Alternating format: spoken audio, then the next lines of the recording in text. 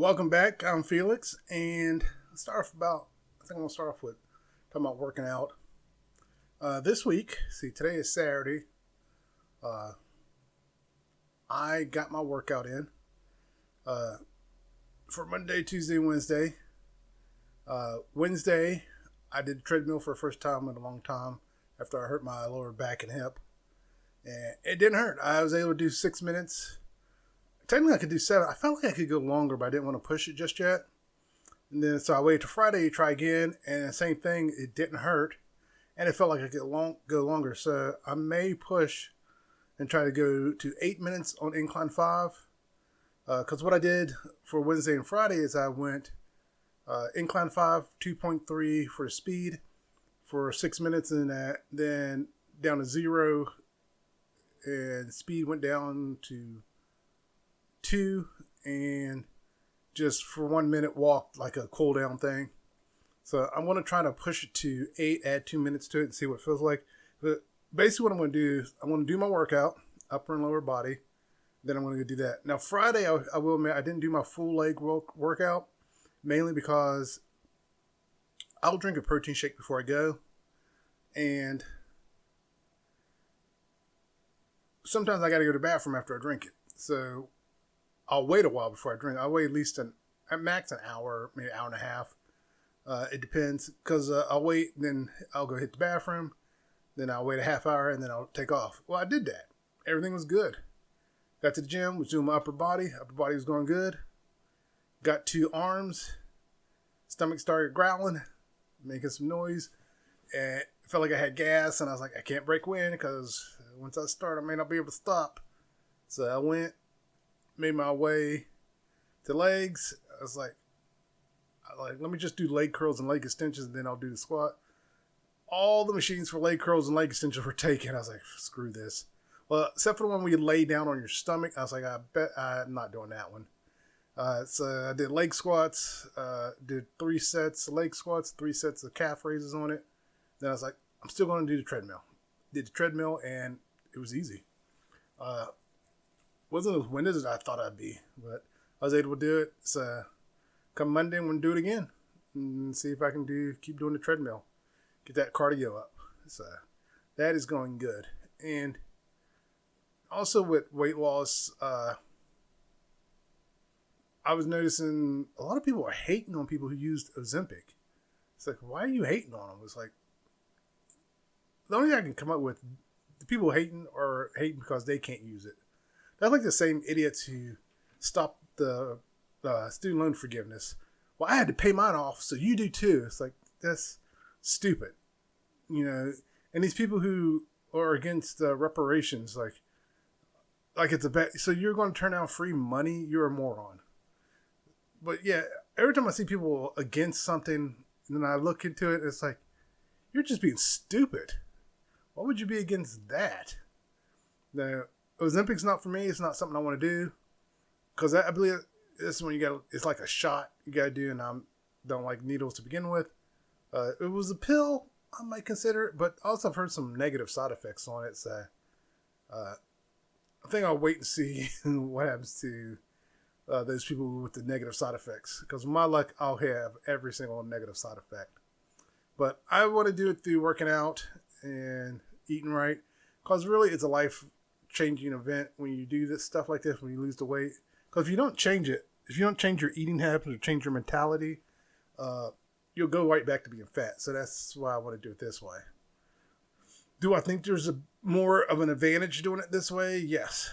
Will it take longer? Yes. That's the only downside, is it would definitely take longer. But yeah, I'm back to doing the treadmill, working out. Wednesday when I was at the gym, there was this, I guess what you call muscle mommy, check me out. She was cute. But when I just happened to look, it was one of those, I looked over, and she looked at me and smiled, and I was like, oh, she was looking at me, or my brain just, oh, she caught me looking, and I just, but then I could see her face, like she was disappointed that I looked away, and was just like, oh. So I was like, wait, was she checking me out? So it's like, maybe if I was single, but yeah, it was interesting. But that got me thinking about something else, where like you find out like girls in school thought you were cute or something like that, and it's like, years later they're saying this, and it's like, don't do me no good now. If you had said something back then, who knows? But I always thought that was interesting, because I'll hear stories like that, and it's usually guys finding out later that these girls thought they were cute. It's like, what good does that do me now? It's like, why you even bother telling me? And the reality is, why are you even bother telling someone that? Like, you just felt the need to tell them that now? It's like, why? Are you trying to recapture high school, hoping this person will be like, oh, really? And just, I think that's what it is. These girls are hoping this guy just falls all over them, and just, they can use this guy now. Oh, I can use this guy. Because there really is no reason to say that. To be like, yeah, I thought you were cute. And even from a guy's perspective, there's no reason for the guy to tell a girl that. It's past. Just, it's time to move on. But, yeah. And I'll hear that, and it's just like, because I found out there were some girls who thought I was cute. And then I found out later on, while I was in high school, my mom was telling me something. She was working, back when I was going to school, the parents would work concession stand, like sporting events and stuff like that. Like the band parents or the football parents. I was in band. So my mom did the concession stand. And she was talking to another girl, mom, and found out they would talk about me, how nice I am and all this stuff. And I'm just like, what? Why are they talking about me? It's like, because they clearly don't show any interest in me. So it's like, all right. I didn't believe my mom for the longest time. She wouldn't lie about something like that, but still, it just seems so out of place for those girls to be talking about me. Like, I'm not someone they'd be talking about, But turns out they were talking about me, because the mom knew exactly who I was. It was like, oh, you're Felix's mom. Oh, yeah, the girls talk about him. It's like, what? It didn't make any sense to me, but it is what it is. But yeah, when it comes to stuff like that, it's just weird to me. And so yeah, that whole thing with the girl at the gym just triggered all that memories and stuff, and thinking back to stuff like that. And I think I was also on a high that day afterwards too. I think that helped trigger it, because I was working out and did the treadmill, and I was good. Now Wednesday I did squats, leg extensions, and leg curls. No, I didn't do leg extensions, because both leg extensions were taken. I was like, screw it, I'll go do the treadmill. So I did that.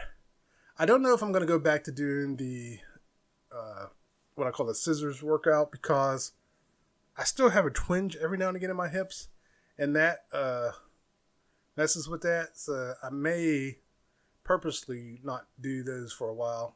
I'll get back to it later.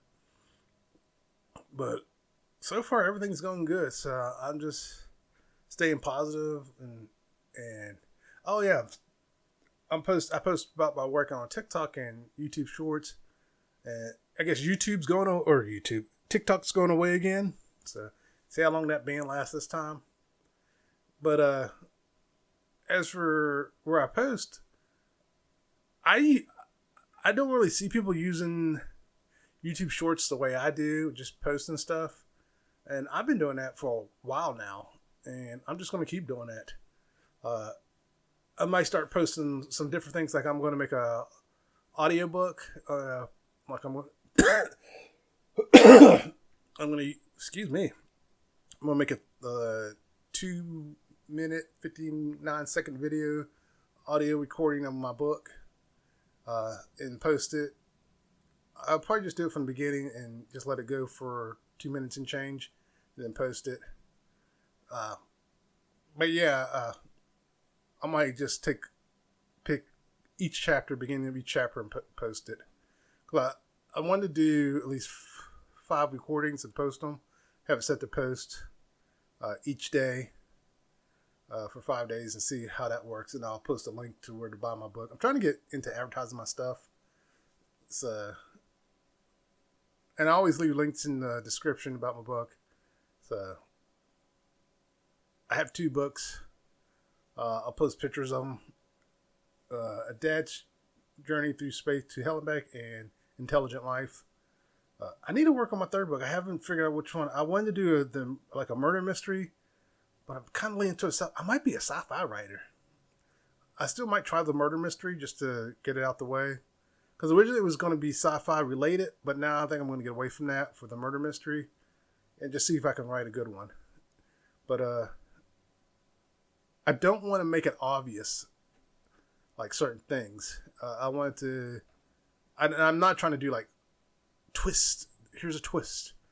So I'm going to try to write it. It's going to be one complete story, beginning, middle, and end. Because I don't think I'm going to do a continuation of the character. It was a character I created for like a detective series, but now I think I'll just write a one-off book, and that'll be that. So I got to change some things in it. But yeah, with the TikTok ban coming, again, I'm not that worried about it. All of a sudden, I did for the first time in a very, very, very, very long time. I did my taxes by hand. In my eyes, it feels like stuff is crawling on me. I don't know what the hell. I was just outside, came in, now I feel like stuff crawling on me. But I did my taxes by hand because we went to do them through TurboTax. It's like, yeah, I'm not paying that much. And so yeah, it was just like, all I did is I took last year's tax returns and just used it as a template to figure out how to do it. And it worked. I figured it out. And one reason I do know the numbers are correct because I got the same numbers TurboTax got. Because I did go through TurboTax and it told me how much I owed to government, how much I get back from the state. I always owe the federal. The federal was always screwing me over. But yeah, so it's like I got the same numbers. And so it's like, oh, so I guess I did this right. And I figured out all the paperwork, all the things I need to fill out and send. So it's all good. But yeah, it was just like, it's like I'm just gonna have to do this myself. I can't afford to pay TurboTax anymore. I'm not rolling in it like that. And with the government going downhill, I got to get ready to be able to do things myself, at least on paper and stuff. But yeah. One thing in the news, or 2 things in the news. The first thing is Chick-fil-A. Chick-fil-A gave away scholarships. All the white students got $2,500, and the one black student got $1,000. And it's like, what? And everyone's calling Chick-fil-A out on that. And let's be honest, Chick-fil-A actually has a history of being racist. And I believe they're also Trump supporters, to be honest with you. So I'm not surprised they pull some stuff like that. It's like, you guys are messed up. It's like, you're telling me you didn't have an extra $1,500 to give to her as well? You're full of crap. And you can't tell me it wasn't racially motivated, because they're going to go and come up with some lie to justify what they did, when in reality there was no reason. I don't understand companies like this. It's like, you should just excluded her altogether and picked another white student. Were you trying to make it look like you were a caring company? Because it backfired in a big way. But yeah, it's just like, I saw that, and it was just like, that is so messed up. And everyone was like, hey, Chick-fil-A, we're giving you a chance to correct this. And Chick-fil-A is just like, whatever. They haven't responded. At least by the time I made this video, they haven't responded. But yeah, I know companies are so excited to get rid of their DEI and not be so exclusive and inclusive and all that crap. It's like, how's that working out for you, Target? People are going to boycott other companies. And what's funny is Target has had an increase in catching white shoplifters. And it's like, it's almost like it was never us. It's like, Jesus. It's like, you mean it was never really us? Oh, no. Really? It's shocking. I knew that in high school. If you wanted to go and shoplift, you would go with like a group of white friends, and the black friends would just wander off somewhere knowing security was going to follow them. And the white friends would just clear the place out. So, yeah, and that still stands. If you want to shoplift, have your white friends go in separately, and you and the black friends go in, Make sure security's following the black friends, and then white friends can just clear the place out. It'll work every single time. Because racism's still alive and well. There was a black guy who was just 18, and he was at a hotel with his mom, and the managers came over being rude and nasty, and the mom saw what was going on. She said, "Oh, no, and put a stop to it. And she's like, from the start, she's been having nothing but trouble. But I will say one thing: the son, who's 18, he is definitely a definition of a YN. If I had been there in that situation, if someone's been my son, because he wouldn't shut up. She kept telling him to shut up. I would have snatched my son up and said, "I said shut up," because he's just making it worse. Actually, it's like, just shut up for 2 seconds. Shut up. Oh, that reminds me also, I was watching, I heard about the repo man got ran over. He was trying to repo a car. I was like, oh, and everyone's like, they wrong for blaming the repo guy. They shouldn't have blamed the repo guy. I was like, why are they blaming the repo guy? And I didn't think any more about it. It's like, no, if you're doing your job and you're trying to hook up a car, from the way people were describing it, just from the description of the videos I saw, it made it seem like he was already under the car hooking it up when someone ran out and hopped in the car. That is not what happened. Not even close to what happened. He was getting the chains off the back of the flatbed. Someone came out. He saw the person, because you see him turn and look at him. They hop in the car. He dives to the side of the car with the chains in his hand, try to get up under there, and that person over has it in reverse going. It was his fault. It was 100% his fault. The person was in a car. He should have just let it go. I don't know if he died. I hope he didn't die. I hope he learned a lesson. If he survived, I hope to God he learned a lesson, because that was a stupid move. That was a really stupid move on his part. The repo man should have just let that go. But unfortunately, because he was legally doing his job, the person in the car is going to get in trouble. But if they get a good enough lawyer, based on that videotape, they could argue they were already backing up. And judging from the look of the car, it may not have had a backup gun. They could have. I can't tell if they turned their head to look, because a lot of times when you back up, you turn your head to look to see backing up. And they could have done that, not realizing that dude dived under the car. But still, even with that, a good lawyer could argue there was no reason for him to dive under the car. He saw him get in the car. He should have backed off. So a good lawyer probably can get him, if not get him off, but at least get him maybe even probation. And I hope to. Now, I'm not saying Reaper guy deserved to get hurt, but that was a situation. I talked about it before. That's a situation that could have been avoided. All that repo man had to do was stop. But for whatever reason, his ego probably got in the way, and the person in the car's ego got in the way. You got two egos getting in the way, and eventually someone always gets hurt. You gotta, even if you got a big ego, you gotta slow down. You gotta look at the situation, because you're going to get hurt. Someone's going to possibly die. And like I said, I don't know if the repo guy died, but yeah, I now understand why they were blaming the repo guy. And yes, it was the repo guy's fault. So for all of you who were defending the repo guy, in this case, the repo guy was 100% wrong. He should have backed off. He should have just let it go. He should have moved on. There's a reason you'll see a lot of repo guys just abandon a car. They won't even bother if someone does something like that. You know, you'll see them actually stand outside the repo truck, away from the repo truck, if someone's in the car trying to get it off the hook. So that way they can be like, nope, not touching anything, not doing anything.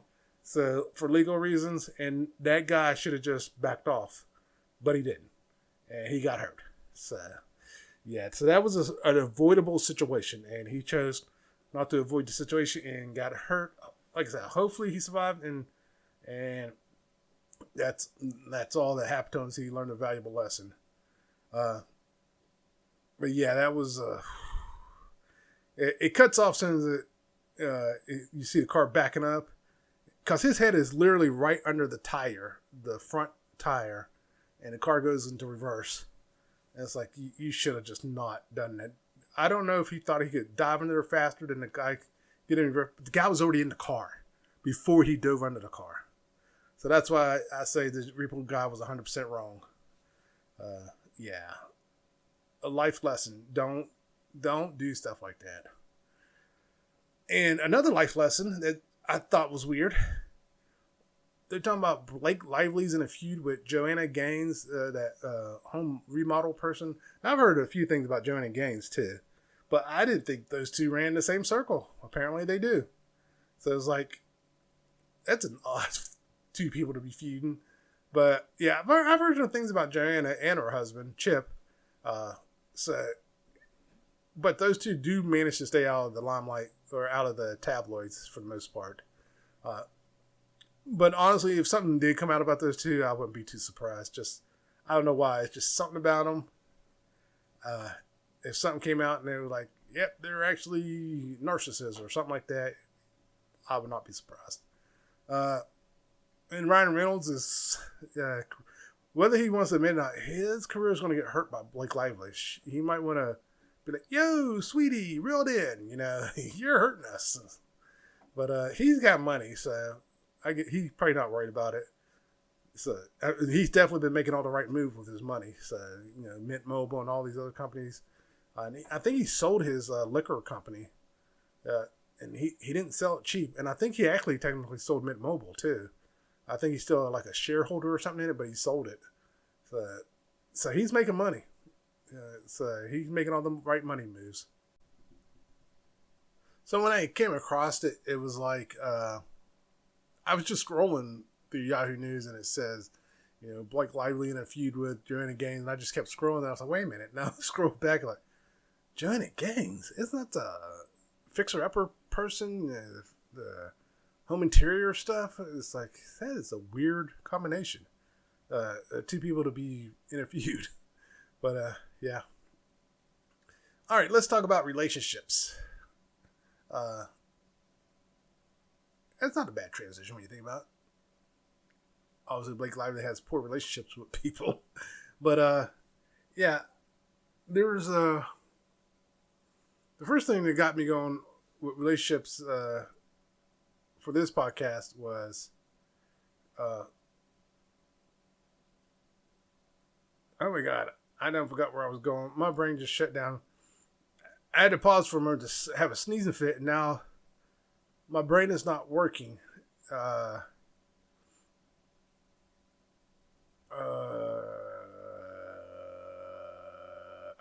okay. Loyalty test. Loyalty test. There we go. Whew. I was listening to the radio and they were talking about loyalty test, and every time I hear about that stuff, I say it's usually always a woman testing their guy. And first and foremost, if you don't trust your guy, just get out the relationship. It's over, because even if they pass the test, you're still going to be like questioning every little thing they do. So just get out the relationship. And my guess is you're not ready to be in a relationship. You need to just get out of it. And then, cause there's that one video that always pops up every now and again where the girl tested her boyfriend and it says he failed, and they called the girl that she used to test it. It turns out the girl lied. And the girl that lied told her to her face that you don't deserve him. He's loyal. All he did was talk about you. And he was loyal, and he broke it off with her. And the girlfriend, oh well. And the boyfriend's like, I'm not oh well. And it's not just that, like, you'll hear a lot of Reddit stories too about those tests. And the guy's like, yeah, we're done. Because there's the one where the friend hits on him, the girlfriend's friend hits on him, and it's like, nope, we're done. Because come find out, she approved it. Now, there was one where he told the girlfriend, and the girlfriend's later like, what are you talking about? And he was mad at, like, loyalty test. How could you do it? You don't trust me. And she's like, she had no clue what was going on. And then she reached out to friends. Friends said X, Y, Z. And then they tried to make it like, the story changed to where the friends were saying, well, he actually hit on us and blah, blah, blah. And lucky enough, the girlfriend believed him. And he was like, look, if you want to stay together, you're going to have to cut them out. It's like, not just low contact. You got to cut them out because they were clearly trying to break up the relationship. So, yeah. So sometimes you'll get stories like that where it's like, yeah, no, I don't believe your friends. Or you'll get the girlfriend who doesn't believe the friends and realizes that they are toxic. And I've even seen where the girlfriend listened to the friends, and then later it's like she realized she screwed up and can't get the guy back. And it's like, you screwed up. You shouldn't have listened to the friends like that. I mean, and the worst part is there were signs that you shouldn't have listened to the friends in the first place. But majority of the time, it's always the girl testing the guy. Every now and again, you come across the videos of the guys testing the girls. And those girls, usually when the guy tests the girl, they always fail. I can't recall the last time I saw a video where the girl didn't fail. And it's just like, Jesus. And majority of the time when it's the other way around, it's 50-50 whether the guy's going to fail. So it's like, so that's why I say, if you don't trust your partner, just get out of the relationship. If you have reason to believe they're cheating on you, you don't have to say, I think you're cheating on me. Just be like, look, I'm not feeling the relationship anymore. I think it'd probably be best if we just want to separate. If they ask for a reason why, just like, I'm just not feeling it anymore. Nothing's happened. You can lie to them and just get out the relationship. Let them move on. And maybe later you find out they never were cheating on you, or maybe you'll find out they were cheating on you. Either way, you've lost some kind of trust in them to where you're thinking that. And now, if you found something that indicates they were cheating on you, that's one thing. But the majority of these people doing the test, male or female, have found nothing. There's nothing that indicates they're cheating. I would say maybe 20 to 30% of the people doing these tests found something. The rest are just doing it because they're suspicious. Well, he's acting weird, or she's acting weird, and that's it. It's like, how are they acting weird? And they can't really elaborate. They're just acting weird. It's like, that's not good enough reason. And everything falls apart. But yeah, to me, loyalty tests are stupid. It's still about trust, and you should just let it go. I mean, just move on. It's time to move on. And what's funny to me, that most of the people doing these tests are looking for a reason to move on. They figure if they can catch them cheating or something, they can be like, haha, you cheated on me, so I can move on. And also, I've also noticed a lot of people doing these tests, male and female, are cheating themselves. They're just looking to catch them first cheating, so they can be like, that's why I did it. I knew you were cheating, so I cheated. So, yeah. They always talk about two wrongs don't make a right. I don't necessarily agree with that either, actually. Sometimes doing something wrong to someone who wronged you does make things right. But that's a whole nother story. But, and that got me down a rabbit hole of, I mainly seen this with women, create an exit plan before anything goes wrong in a marriage or a relationship. Like, you're secretly scrolling away money. Unless you're in an abusive or toxic relationship, I don't see the point in that. Because the number of times I've heard men discovering that their wives had this secret account with all this money, and I'm not talking like maybe $1,000 or $2,000. I'm talking like $50,000 to $100,000 in it, and that money could have been used to pay bills. Like, you're in the number. That's what I mean. Like, they'll tell the story of how they're struggling. They're living paycheck to paycheck just on his paycheck. And they're struggling. They're struggling really, really hard. He's barely making a mortgage payment. He's barely making payments on anything. Here, she's got like $100,000 that's sitting in the bank. Could literally wipe out their debt. And she won't touch it because it's her exit plan. I try not to be a violent person. But if I discovered my wife had $100,000 sitting in the bank, I'd probably snatch her up. I'd probably have her pinned to the wall.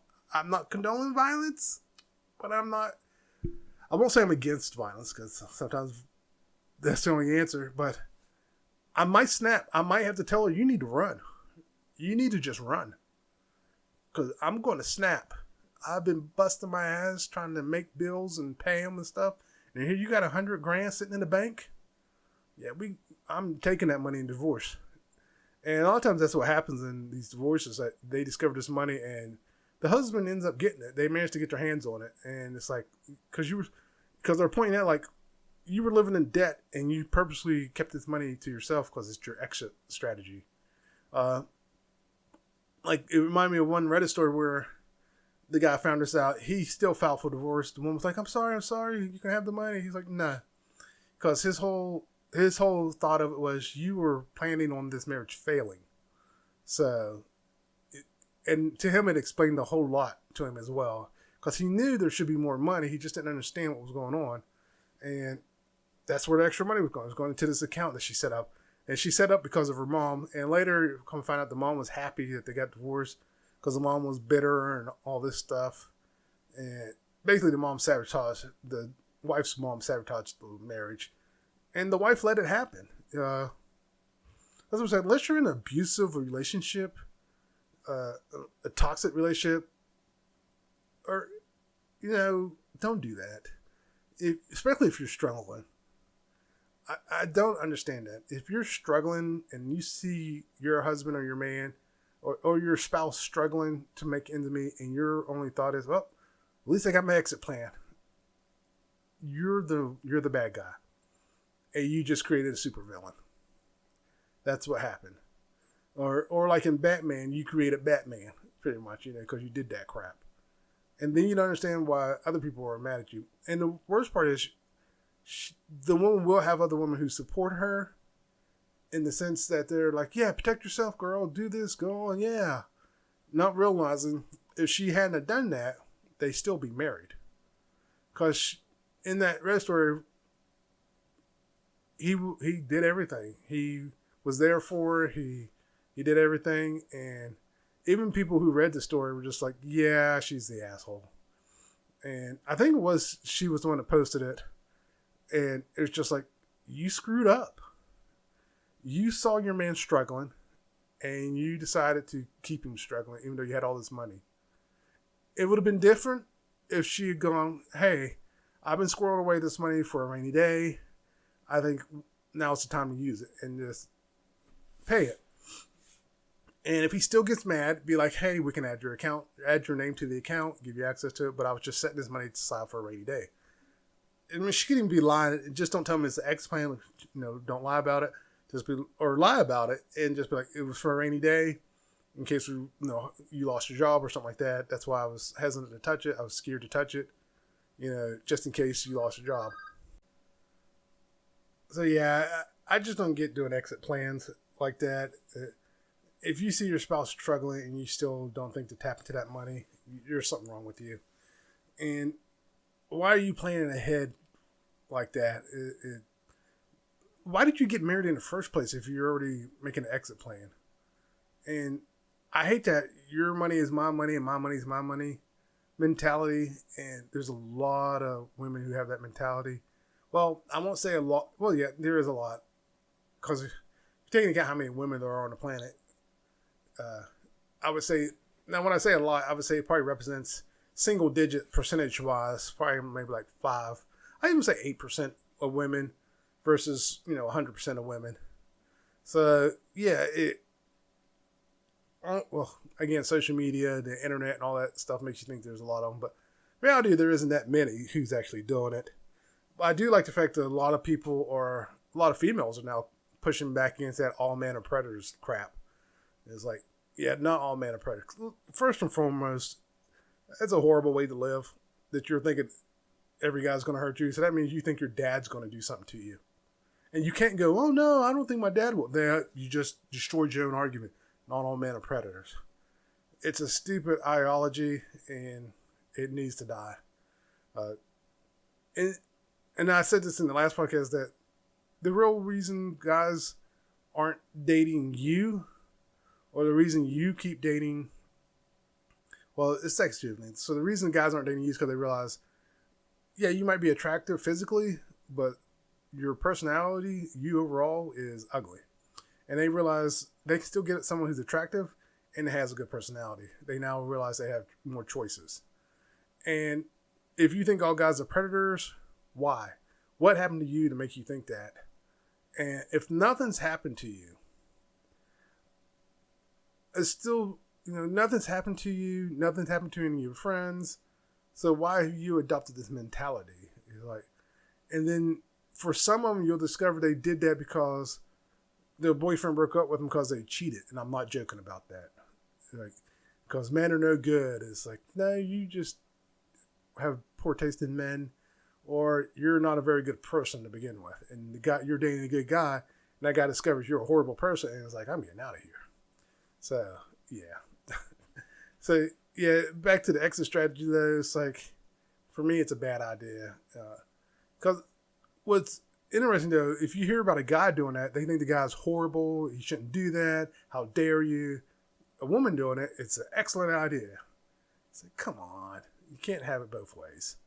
So, and then also, I don't understand marrying into a family, along this, still with relationships, I don't understand marrying into a family that doesn't like you.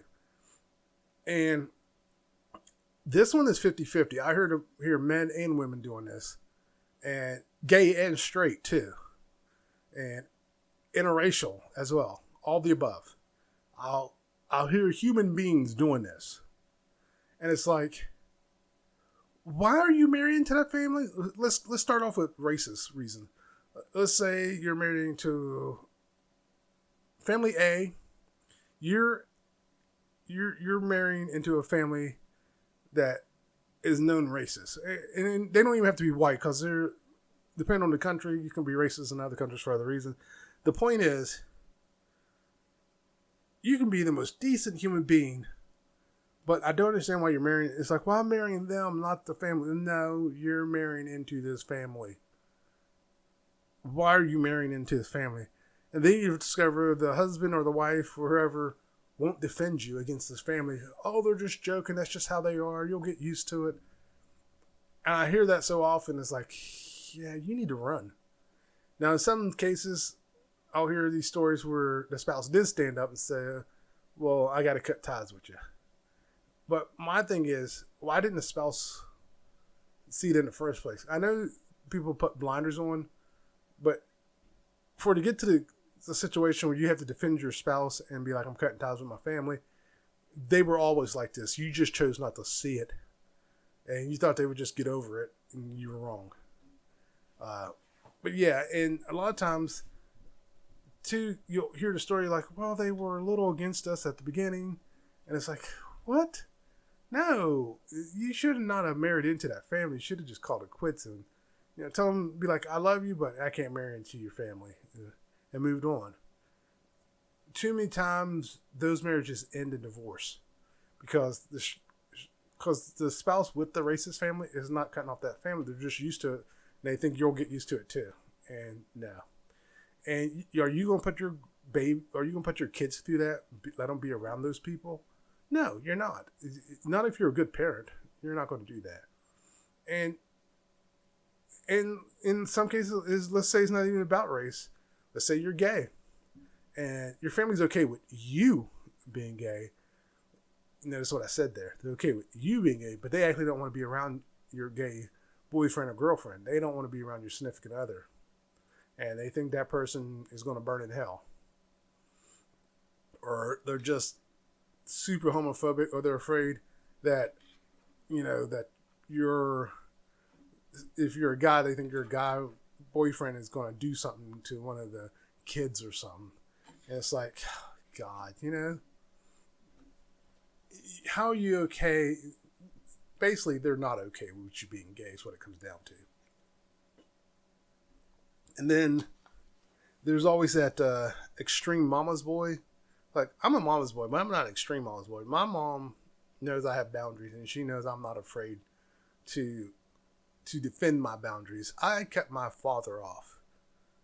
I gave him 3 tries, and when I was a kid, he was there. He was around.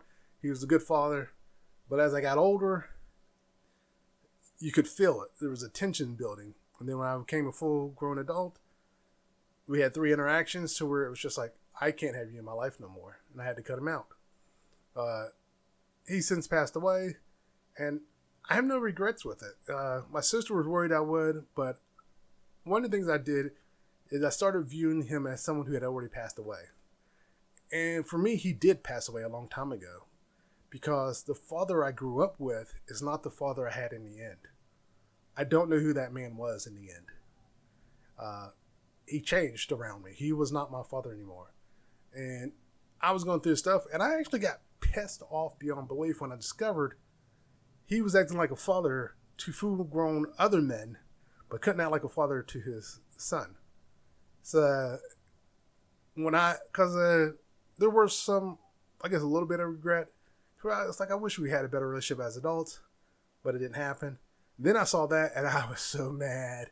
Like, that son of a bitch could take the time to be a father to some other man, but not to his own son. It's like, and it was just like, right then and there, I knew I made the right decision cutting that man out of my life.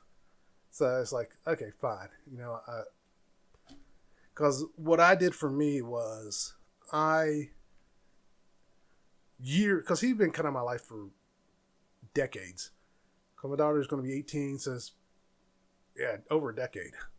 And basically, in the beginning, my sister, like I said, was worried for me, having regrets, like having really major regrets, which I don't.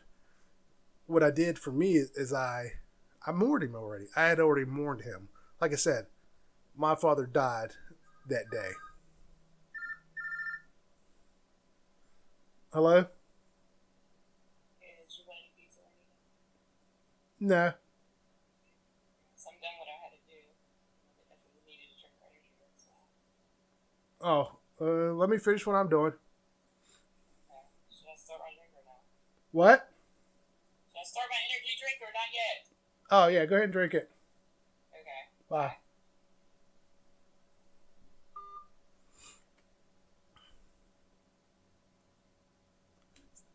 So I had already mourning. I moved on. I actually went through the stages of grief.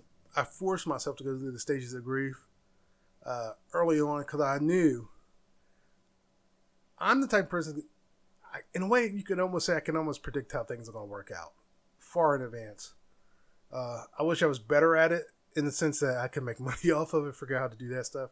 But I knew we weren't going to mend our relationship, not to the point where we would be talking on a regular basis. So I just went ahead and warned him and let him go. And so when he did pass away, it didn't hit me that hard.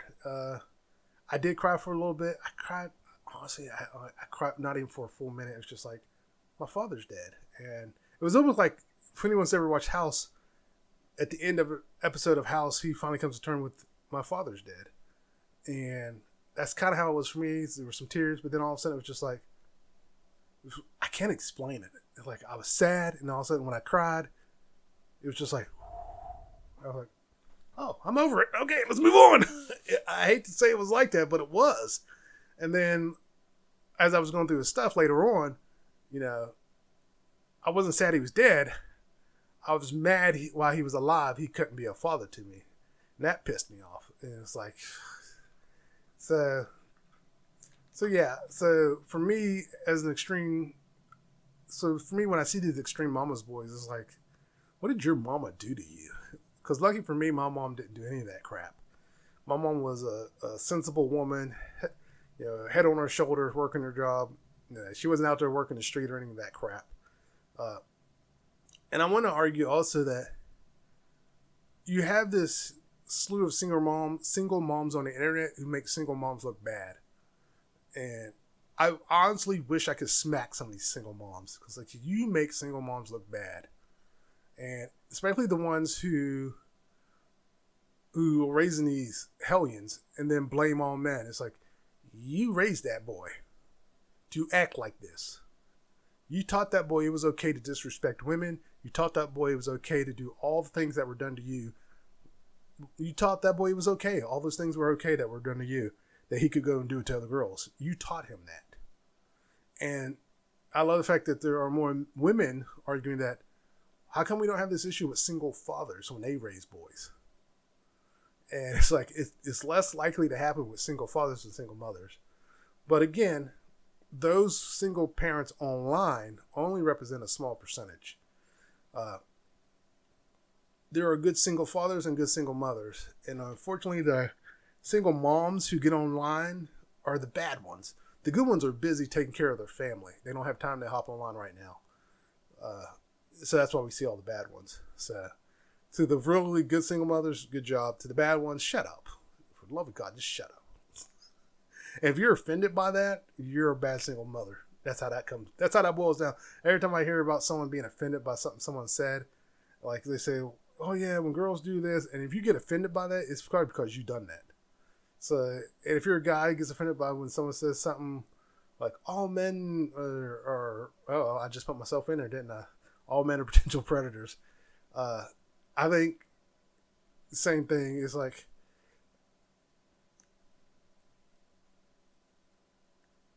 oh wow, my brain stopped working again. I forgot what I was going to say, but yeah, basically what I'm getting at, if you're consistently getting mad every time you hear it, then yeah. For me anymore, when I even with the predator thing, when I hear it, I just keep going. It's like, oh, not this again, and then keep going and keep going. But yeah, but like I said, I like the fact that there are people coming forward saying defending single moms in the sense that this is not all single moms and this is not all single dads that are bad like this. Uh, but yeah, I don't understand marrying into a family that doesn't like you. It's like, yeah, I understand you're marrying the person, but you're marrying into that family. Unless that person's cutting off the family, you're going to have to deal with that on a possibly on a regular basis. So why are you doing that? But yeah, I think I'm gonna end it here. I'm not sure how long this is gonna be. Maybe it'll be over 30. I had to take a couple breaks here, so once I get all that edited out. Oh, I forgot to do it at the top. I was getting good at doing it at the top, but I forgot to do. Don't forget to like and subscribe. All right, everyone. Don't forget to like, subscribe, and everyone take care. Later.